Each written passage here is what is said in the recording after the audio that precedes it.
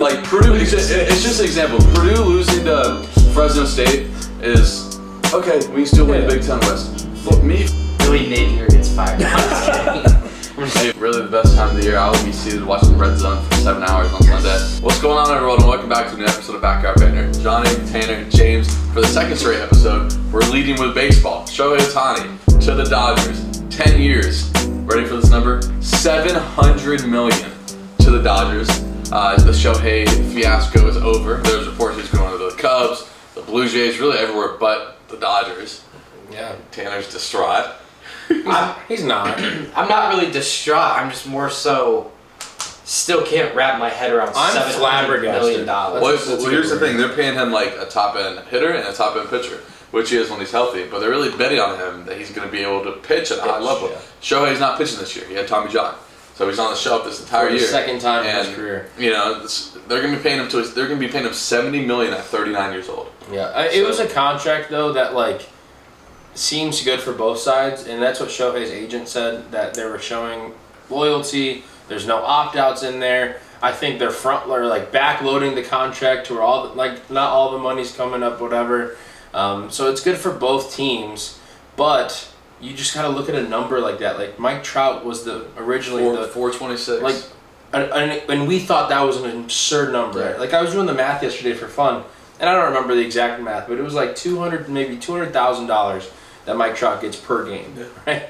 Well, now Shohei Ohtani is going to get like $430,000. Shohei is getting more in 2 games than Brock Purdy will get this entire year. Yeah, it's incredible. And then when you look at the other things, Shohei's getting more money than 9 teams have on their salary. So 9 MLB teams, their whole salary is less than Shohei Ohtani's contract.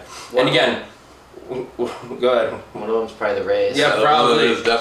But at the end of the day, my biggest question, and it was the question that I think I raised maybe last week when I was talking about the Cubs, is sure, this guy is he's a Cy Young worthy pitcher. He's a incredible hitter when healthy, but second Tommy John in the career. I've never had Tommy John, and I'm going to guess it's probably not a super easy thing to come back from twice. I will say he's athletic enough that I feel like he could play first base or somewhere out there. He played the outfield. He could play the outfield, but at the end of the day, right now, currently, they paid $70 million for a DH. Yeah. As of right now. Yeah. So and it's tough because does this make the Dodgers the favorite for the World Series?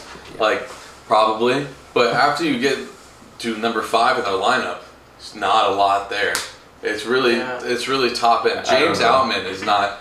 But it's not pushing the needle for me. He's great defensively, but as a hitter, he's not pushing the needle for me. They got your Cubs guy, Hayward, who's like at least 47 now. Also, not really doing it for me. I mean, I feel like the Dodgers are just one of those teams that they always find random guys that you don't even know they have. Yeah, they're like the Rays. Like Outman. They're like the Rays because they're from almost rookie of the year. So I don't know if I'm ready to jump the gun on that. I will never jump the gun on the Dodgers. Yeah, but at the same time, I can't wait for the Dodgers to win 110 games and lose to the 85-win Rockies in the NLDS. Yeah. I think that'll be hilarious. But. It's just year after year. You got these teams in the MLB that, especially with the luxury tax and everything, they're like, oh well, we're gonna go over the cap. We'll still the Dodgers haven't spent. They got Freddie Freeman, but they haven't had. The big spending. Mookie, Freddie. Yeah. I mean, that's those are 3 guys like Mount Rushmore kind of where Mookie, that's Freddie Freeman. They're showing the best 5 hitters in baseball in the MLB right now. No doubt. Yeah. It's a true 3-headed monster. I'll ask you this question: how many World Series will the Dodgers win in the next 10 years with Shohei? I said at least 2. I said that yesterday. Probably 1. I think that. The Braves are still on the same level as the Dodgers. I mean, you could argue the Dodgers are better. And then you got the Phillies that are pretty good. And the Diamondbacks are in their division. So I don't think they're necessarily just going to roll. Sure. And anything can happen in postseason baseball. Plus, the Dodgers have a big weakness in their pitching staff right now. Mm-hmm. Because Clay Kershaw's getting old. Mm-hmm. He's still good, but he's getting old. But they get Walker Buehler back. And they get Walker Buehler back, but he's coming off Tommy John. Or I said Cy Young. Tommy John. I was going to say. Yeah, I don't think he pitched last year. But I have major concerns with their pitching still. So, I don't know. I say 1. 10 years is a long time, man. They're not done though. Like Yeah. they're still gonna make moves. Like, Right. What if they get Blake Snell? I don't think they could afford that one. I'd be surprised, but I just have a hard time taking the Dodgers seriously. I mean, they're the only championship they've won through this incredible 15-year run was a COVID championship. But at the same time, I think it is so hard to win in baseball. Yeah. I mean, it is so hard. And all championships are equal. Like, they still got their ring. Every team had to play the 60 games in the postseason. Sure. But there was advantages to even a team like the Rays that made the playoffs, that made the World Series. It's just, we'll see. The Dodgers have won 100 games, the past 4 years or whatever. And again, shout out to Shohei, because he's an incredible talent. I mean, what an incredible number. But yeah, we'll move on to NFL. There's a new number 1 seed in the NFC. Technically the 49ers are, but the Cowboys come in and roll the Eagles 33-13. The game was never really competitive. The Cowboys went down their first drive and scored with ease. And I'll tell you what, the Cowboys need to host as many playoff games as possible because they have won 15 straight home games. Yeah. They're the best home team in the league, and honestly, they might be the best team in the league. Yeah. Can the Cowboys win a Super Bowl? The way Dak's playing, absolutely. The way Dak's playing, the way the defense is playing, that Dak-CeeDee Lamb duo is incredible right now. I just think everything right now for the Cowboys is clicking. Everything. From running the football to short passes to the deep threat to defensive to the kicker. Yeah. Like, first kicker in NFL history to make 2 field goals over 59 yards. He had 21 fantasy points. Huge leg on him. So kind of incredible. Yeah, I mean, I think I said it last week. I said if I were giving a vote for MVP, I would give it to Dak, and I think especially more. I think that's the game that's going to have more people than just me saying him for MVP. So big game, big win for the Cowboys, getting the Eagles at home, taking care of them on your home field, which the Cowboys have done for 15 straight games. I'll tell you what, the Eagles looked inept. They looked tired. They looked almost disinterested. Yeah. Jalen Hurts, I said it in the preseason, he's not a top 3 quarterback. He's not. And to be quite honest, there's a lot of games this year where he has not played well. And yesterday was one of them. Mm-hmm. He has the most turnovers already that he's ever had in his entire career right now. Yeah. He's turned the ball over with fumbles and interceptions. And when you need a big throw down the field, I'm probably taking 8-9 quarterbacks over him, including Dak. Yeah. Now, I'll take Jalen Hurts over the well-rounded fact that, runner and passer. But you're telling me I need someone to sit in the pocket and make a big-time throw? Jalen Hurts is not one of the 5 best quarterbacks to me that can do that. Well, go ahead. I was just going to say, I think when you mentioned top 3, I was just thinking, I think if you were to ask every single person that watches the NFL to give their top 3 quarterbacks in the league right now, I think every single person would have some type of different combination. Yeah, but I'm saying coming off the Super Bowl and in the preseason, everyone's like, oh, it's Jalen Hurts, Mahomes, whatever. I think the big difference between last year and this year is, and this is not to discredit him not playing well, but the defense. They are lighting up 30 points almost every other week, it seems like. And again, their schedule is brutal, right? Playing the Niners and then playing the Cowboys. And they play the Chiefs, Bills. I mean, they don't control their own destiny. Well, their defense is allowing 30 points, and at the end of the day, it is tough to compete against that. But this is the most important year I think that I can remember where home field really matters, especially in the NFC. Mm-hmm. You got the Chiefs, who just lost. When you kind of move on to them, they lost to the Bills. Mahomes have never played a road playoff game. He's never ever, which is crazy. That's how now they're almost 100% going to. But again, the Cowboys, if they're the 2 seed, they're going to probably have to go to San Francisco for the NFC Championship if they get there. The Eagles, if they're the first wild card, won't have a home game most likely. That's one of the lower tier NFC teams, and it's just. I think more than ever, the Cowboys haven't won a big road game in 3 years. That's exaggeration. At least they haven't won this year, and it's just more than ever, home field really matters. Yeah, the NFC is shaping up that way. It's crazy, but now I do like the 49ers to go anywhere and beat anyone. Yeah, right? But for about 3 or 4 teams, I think being at home, there's a comfort factor there. But yeah, we can talk about the Bills. Huge win from the Bills. Yeah. We should talk about the winners first. I think. No, people should pray the Bills don't get in the playoffs because they can make a run. Yeah, they got dudes. If you're the Dolphins, who are the 2 seed right now, and if the Bills get the 7 seed, I I'm taking the Bills. Yeah, I'd be pissed. I'm taking the Bills. Because the Bills are better than every single one of the lower tier AFC teams. They're better than the Broncos, or the playoff teams. They're better than the Broncos. They're better than the Steelers. They're better than the Bengals. They're better than the Colts. Those are all teams that are ahead of them right now. Mm-hmm. And the Bills, they get the Cowboys this week, and then the schedule kind of lightens up the last 3 weeks. They get Miami the last week, but they play like the Patriots just in that stretch. So that was the win to get. Yeah. I mean, that was an incredible win. They had to have it. They did. Going into Arrowhead, man. I still think it's going to take at least 10 wins to get into a wild card in the AFC, and I still have a hard time seeing the Bills get it. I haven't been a believer in them all season. I know the Chiefs, they went into Arrowhead and beat them, but I just don't think the Chiefs are playing very good football right now. Bad. There's not the teams that are in the playoffs are the Colts, Bengals, Steelers. They're not good. Those teams are not good. Yeah, and I'm saying they're more susceptible to the bad loss like the Colts had against the Bengals, and I think the Bills losing 2 of those last 4. So we'll see. Both playoff races are going to be insane. Mm-hmm. Yeah, I think it's just a weird time to be a Chiefs fan. Obviously, they've lost a lot of big games at home. We know a couple Chiefs fans, and I haven't actually talked to them about it because they don't talk about the Chiefs anymore because they're not, unbelievable. They are still an incredible football team with a ton of talent, but it starts making you question, do they have as much talent? Because besides Travis Kelce and Patrick Mahomes, when they're not even playing well, right? So you're taking Patrick Mahomes is playing like an average quarterback this year, which is crazy to say. Maybe it's a bit of an exaggeration, but then Travis Kelce doesn't get involved because Patrick Mahomes is not playing great. It's been weird, but the Chiefs fans aren't used to losing. Patrick Mahomes is not used to losing, so they're losing the sideline. I don't remember who said that. Maybe Stephen A. Smith said that or something. Somebody said it last night maybe, or I don't know, maybe this morning. But they're just not used to losing, and so it's weird. It's a culture shock, and it's weird for fans and I'm sure the players. And again, I blame Matt Nagy. So I was about to say, I think I would blame Matt Nagy. I mean, Eric Bieniemy leaves, and all of a sudden their offense looks terrible. So I would blame Matt Nagy. Yeah. But also, Andy Reid has the last say and all that stuff. Yeah, but he has the play sheet. I'm pretty sure he calls the plays. No, I think Matt Nagy. Matt Nagy might. We'll fact check that. We'll have to. Call Andy Reid to be going. That's true. That's fair. That's fair. Now we're going to talk about more happy. The Chiefs suck. We get it. But both of our teams won for this second time in a decade.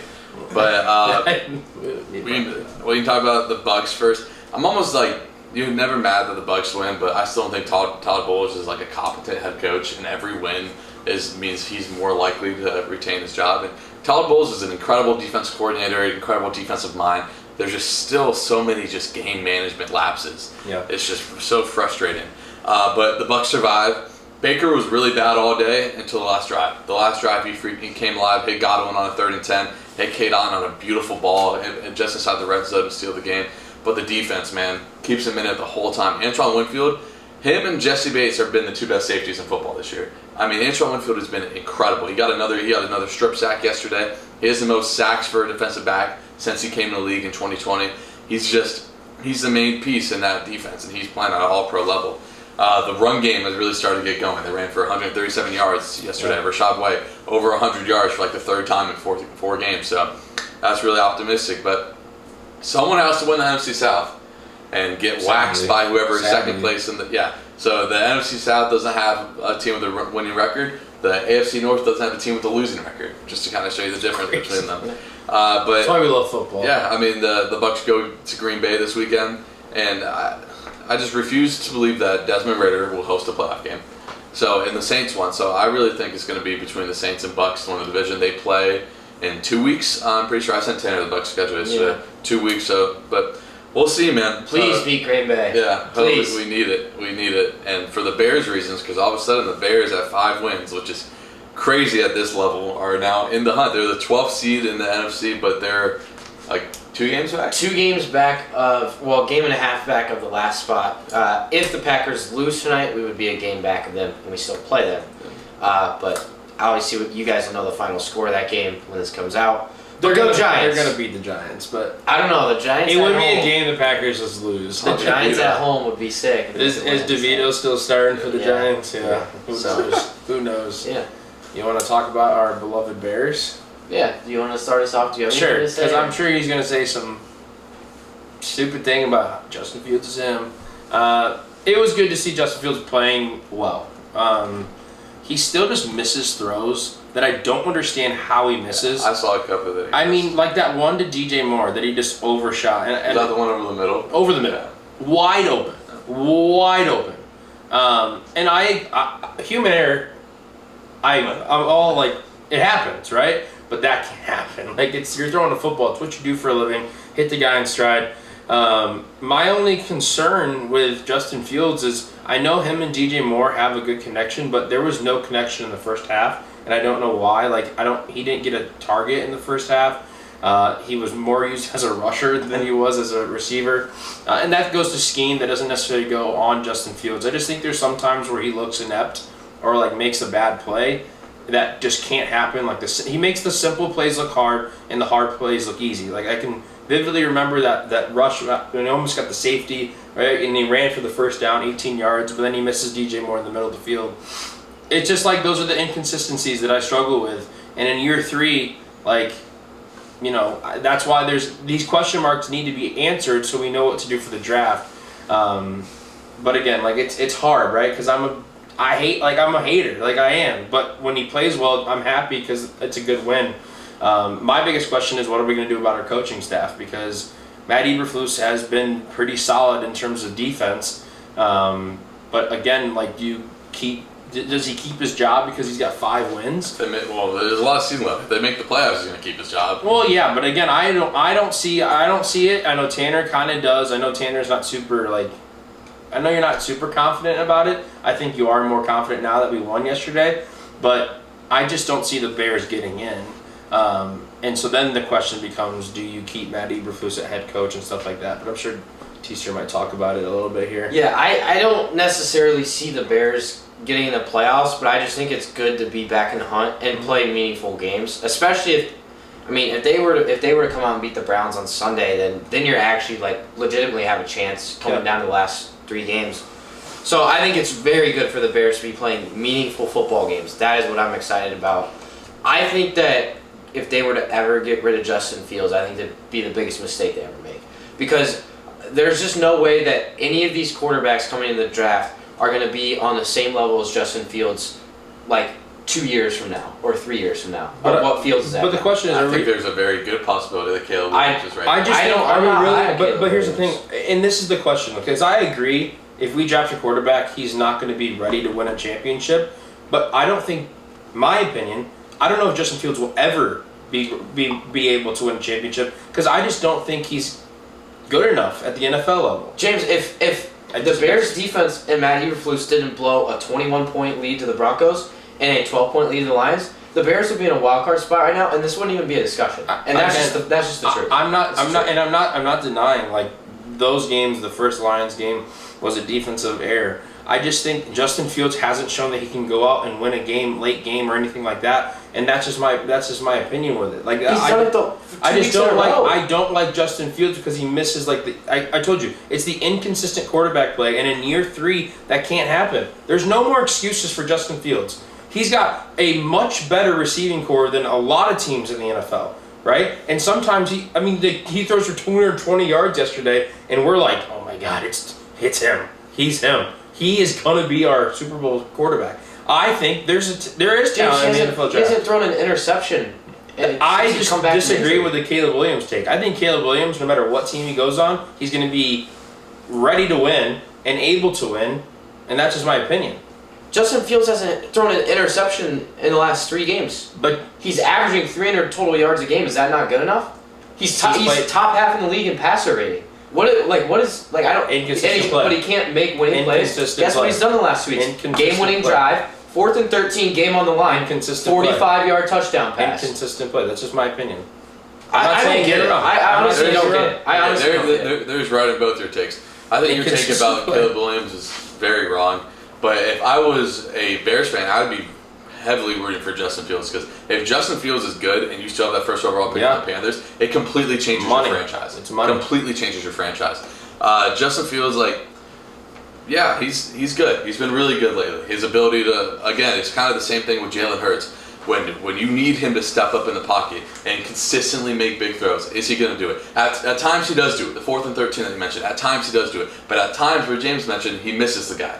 It's just inconsistent play. Like I James am by said, far taking Jalen Hurts over Justin Fields. But I'm not comparing I know. that aspect. I'm just. But I agree. Right now, if I'm the Bears, depending on the last 4 weeks, I would keep Justin Fields because again, he's not even. He's still a baby. He's not even 25 yet. Yeah. And I've seen a lot from him the past few weeks. But again, he also is the same quarterback that lost 17 straight games. So you take the good with the bad, and it's tough. The last 4 weeks would be big. But again, I also want to say one more thing. I've told you before, on camera and off camera, that if Justin Fields is our guy, I'm okay with it if he starts playing well because of the fact that it sets us up perfectly.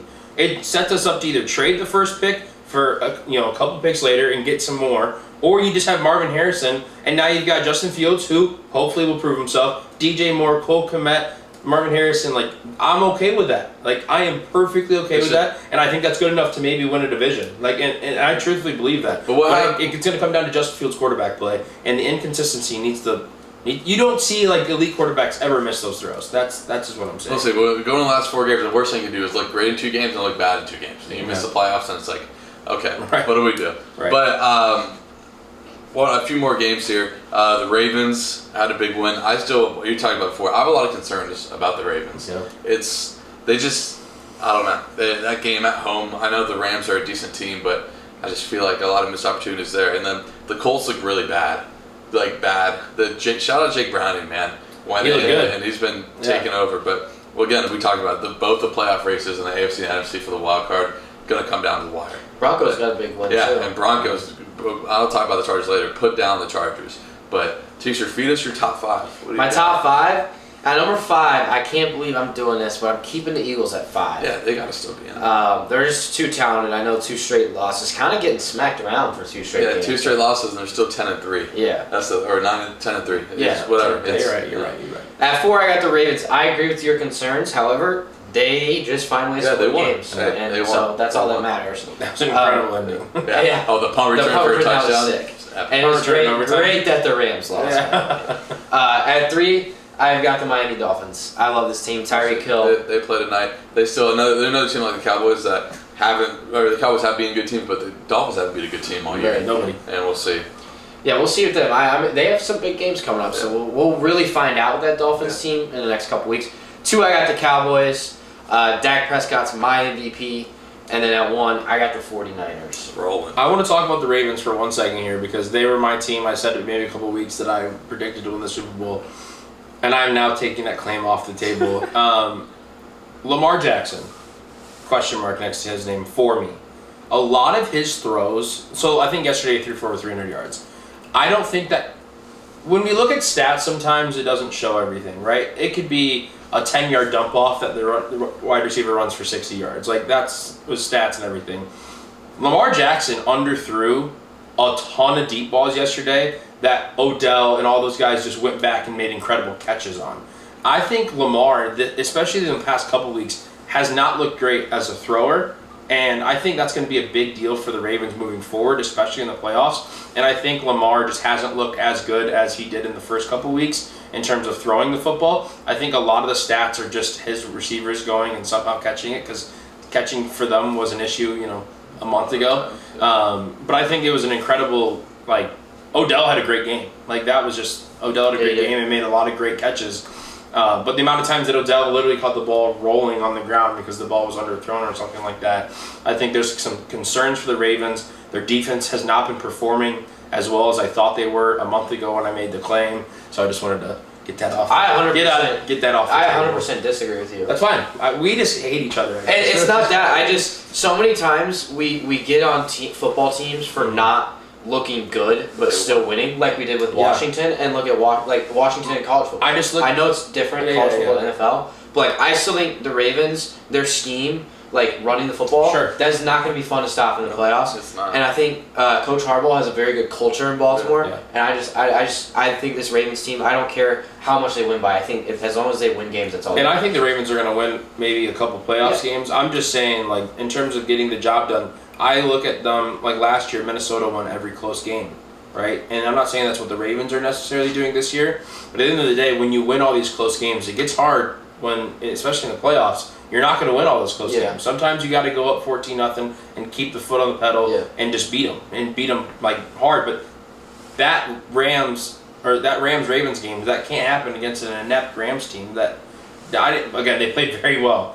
Like, they played very well, and it was good to see Cooper Kupp back. Shout out Matthew Stafford. He was retired. He's hooping. He played well. But, yeah, that's just my question mark with the Ravens. I wouldn't be surprised if they go and win games. I just don't want to, I don't want the people in the pod to think I'm a Ravens Super Bowl winner. Now we're going to do a little NBA talk. The Lakers, I said the Lakers were going to win, and they did win. Good job, Johnny. Thanks, man. They won the inaugural in-season tournament. I think that's a good word. Yeah. Inaugural. AD had 40 and 20. James said for the best individual performance he's seen this year. I agree with him. He was unreal. LeBron, again, at 38, is still just 26, 7 and 7, just consistently. Austin Reeves was really good. And the Pacers were fun, man. They went and beat the Bucks in a great game. Tyus Halliburton has been unreal so far. And, it was good for the league, man. Both the in-season tournament and the play-in that they kind of instituted the last 4 or 5 years have been really good for the league. It's more fun. The in-season tournament was fun. Like, having it in Vegas was fun. Yeah. They need to change the courts next year, but besides that... They're ugly. I agree. So ugly. So ugly. But yeah, I mean, it was good to have the most popular player in the NBA, LeBron, on the biggest stage for that in the first one. But yeah, I mean, what do you guys think? I personally, you guys are gonna laugh and think I'm crazy. I think the game was fixed. Oh my God, Tanner. We saw the NBA website before the game, the championship game even started, and it said Lakers 2023 in-season tournament champions. Buy your gear now, which is very sketch. And then you added the fact that there were 56 fouls called, the most in an NBA game since 1950. I saw an Instagram post go out, and it said before this game, no one complained about the fouls because the Lakers shoot the most free throws in the NBA. They get fouled the most. 6 fouls. Called against the Pacers? 56 fouls in the game, the most since the 1950s in the NBA. Guess what the Pacers do? They're the fastest team in the league. They play with pace. Guess what 56 fouls does? Let me guess. I'm going to guess completely slows down the game. Okay, so they down. fixed the in-season tournament. Yes, I think they did. And neither Why game, would they do it makes sense because neither game matters in terms of their record to like make the real playoffs. And they want to get LeBron out there. If you heard how ESPN was talking about LeBron before the game, it's like you knew the game was over because I'm not gonna lie, dude. This in-season tournament win, it might make him my GOAT. Yeah, totally. But I just think he might be my GOAT now. He might be my GOAT. Yeah. He might be my GOAT. The game. No, I agree. The game is not fixed. I disagree with Tanner because I think fixing a professional game in the world that we live in nowadays does not matter. It's impossible to do. It's impossible to do. I think you just gotta tell your Pacers they're hacks. They're hacks. They gotta stop hacking. But Pacers don't foul. They just suck at defense. Well, part of being bad at defense is fouling. You're I not like in the when right you spots. get beat. When you get beat, I mean, you're not in your gap. Not in your gap. You put your hands down. It's 2 hands to foul. I mean, and when you have LeBron, who's 6'9", 250 going down, who's probably sometimes you have to foul. Who's probably going to flop a little bit too to get that contact. It's going to be called. But again, really good for the league. It was fun. No, shout out to Lakers. It's an incredible feat. The one is the game with the Pacers and the Celtics. Felt like a playoff game. It was a great atmosphere. Stuff that the league had the goal of making regular season games matter, and it was accomplished. And it was good that it was in Vegas. Yeah. And I think they were talking on the game, talking about like expansion, NBA expansion, possibly going to Las Vegas and stuff like that. Yeah. So that'd be obviously, it'll be fun. It makes perfect sense to move to Vegas. Yeah. Like the fact that there's only the Raiders play there. Yeah, now the A's are going to go there. The A's are moving there, so like it's going to happen. Vegas is going to become as it should. A hot center for sports the Lakers and everything like that. Also, I don't know quickly. The Timberwolves are the #1 seed in the West by 3 games. Yeah, it's incredible. It's been good, man. We talked about it a little bit last episode. Rudy Gobert's playing like defensive player of the year. Yep. Casman saw it. Ants looking like a top 15 player. Yeah. So shout out to them. But college basketball, Purdue got a big win over Bama. Yeah, they did. That was not a good matchup for Purdue. We knew coming in that Bama was going to shoot a lot of threes, and if they made them, we could be in trouble. And they made them, and Purdue still found a way to win. Don't want to see Bama again. Plain and simple. I think there's 2 teams on my list that I don't want in Purdue's region come March, and it's Marquette and Bama. And Marquette went and ran Texas. Yes. I mean, they're so good. And then Arizona, man. There's no team better right now. And Purdue gets them. On Saturday. That would be a great game. Arizona destroyed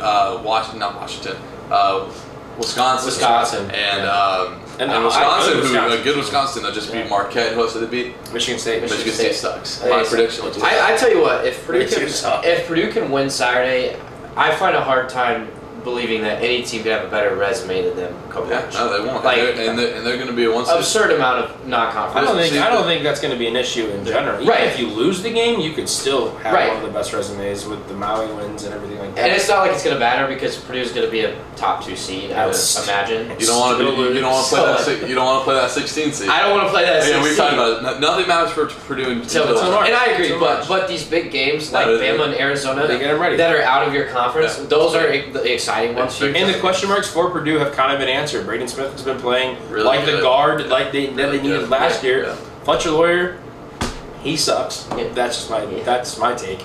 Gosh, he's awful. Extremely hit or miss is what I would say. I would say he's very under average. But he can get hot. He can get hot behind the arc, and next thing you know, he's got 27 points, right? Yeah. So I've always said this season, like the big non-conference games are what I'm going to care about.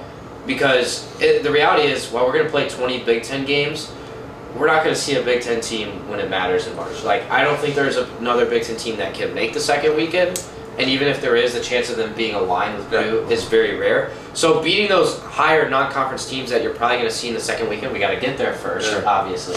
But those are the games I care about because those are the teams we will need to beat to win a national championship. To the second weekend. Just get to game 2, buddy. Yeah. Anyway, we're going to Legendary and Shambles. I'm going to do Shambles first. Chargers, 13 points last 2 games. Brandon Staley, you're out. You got a generation quarterback. I know Justin Herbert got hurt his finger again. But 5-8 with that team, just not enough. Not good enough for me. So the Chargers are in Shambles. Yeah, with me, I'm going to take Tom Izzo and Michigan State. Rough. They are in shambles, like all caps shambles. 4-5 after starting the year, preseason number 4. Yeah. Tom Izzo said it best in his press conference yesterday, or Saturday, whenever it was, after their loss to Nebraska. His son, Steven, who's 5'5", and I'm probably better than him in basketball, is probably an option for Michigan State right now. That's how bad they are. Yeah. I think we were all wrong. I think we all thought Michigan State was going to be decent. I mean, I didn't think they were top 10 preseason, but I in no way did I see them ever. What are they, 4-4? 4-5. Good. Wow. My in shambles is, I don't know if it's a team or us as sports fans, but I can think of 3 terrible NFL games that I've watched this year. One I was at, and it was the Bears-Panthers. Bears won without scoring a touchdown. Last week, Chargers Patriots 6-0. Somehow, Actually scored twice as many points. The Minnesota Vikings and the Raiders played against each other, and the final was 3-0. And in the world of offense in the NFL, that can never happen. It's tough. Like, that is literally one of the worst football games ever. And it was terrible to watch. We were sitting here watching Red Zone, and we were like looking at each other. We were like, I don't think that game ever came Red Zone. Like, it was 0-0 halftime. Terrible. Like, it was awful. So that's my in shambles. I don't know if the shambles talks about us as sports fans for watching it, or for the Vikings, or for the Raiders. Like, you only let up 3 points and still lost the game. Why couldn't the Raiders be the team to score 3 points? It's because Aiden O'Connell was their quarterback. But Aiden O'Connell threw for like twice the amount of passing yards as Josh Dobbs got benched. So. Yeah. Anyway, my legendary Jake Browning came in for the Bengals. Had a rough first game against the Steelers. 4 touchdowns, 2 picks, 856 yards since, or in his 3 starts. He's been really good, man. Coming out of Washington, led the Huskies to the playoff for the first time since this year, and been a solid backup. But I mean, he's taking his chance and kind of rolling with it. My legendary moment, I'm gonna go Joe Flacco getting a win over the Jaguars at home. He had about a 50-yard touchdown pass to David Bell. David Bell, my Purdue Boilermaker, but no. Joe Flacco getting a win at like 56 years old. I don't know exactly, but it seems probably like 38 or something like that. So shout out to him. Super Bowl MVP Joe Flacco. with all due respect to you, Mr. Joe Flacco, you're going to have some defensive linemen in your face next weekend. So. Yeah, we'll see. We shall Probably see. not. Probably not. My legendary, I'm going to give some support to our Chicago Bulls and Kobe White. He's absolutely been tearing it up, especially without Zach LaVine. Maybe some stars are aligning there for Chicago Bulls fans. But Kobe White, 10 straight games with 3 or more threes. First player in Bulls history. It's a lot. 10 straight. So, I mean, I can't imagine him. Kobe White's your guy? No, but he's playing well. I So think you gotta show some love when he's playing well. I mean, shout out Kobe White, man. he's doing his thing and big North Carolina guy. So it's good to see the Bulls. I mean, sure they're not doing anything special, but hey, when you out of the plane. When you have a guy other than Levine and DeMar and Vooch doing something special, it's good. It's fun to watch. Maybe there's some stars aligning for the Bulls. We'll see. Especially with the trade deadline. But if you made it this far, thank you guys so much for watching. Make sure you leave a like, subscribe, share it to someone, and we'll see you guys on Friday. Yeah. See ya.